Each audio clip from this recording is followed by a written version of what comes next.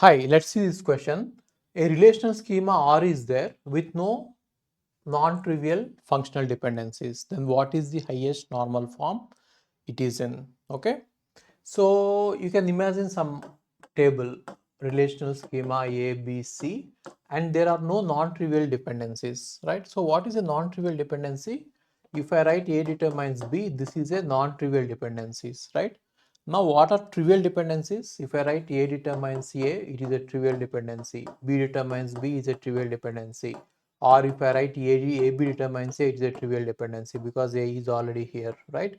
So there are no non-trivial dependencies, which means there are no dependencies of form A determines B, right? Then what is the highest normal form it is in? If there are no functional dependencies at all, I mean non-trivial functional dependencies at all, then the table is in the highest normal form, okay?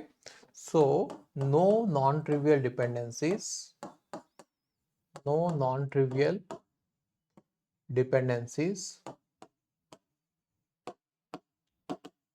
actually mean no redundancy, no redundancy over FD. So it is in the highest normal form. So what is the highest normal form? The highest normal form is in BCNF, right?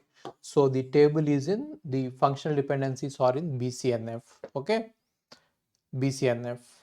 You cannot say fourth normal form. The reason is they didn't mention about multi-value dependencies. Anyway, multi-value dependencies are not in the syllabus.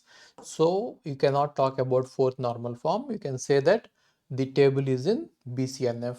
Okay, that is the highest normal form that the table is in.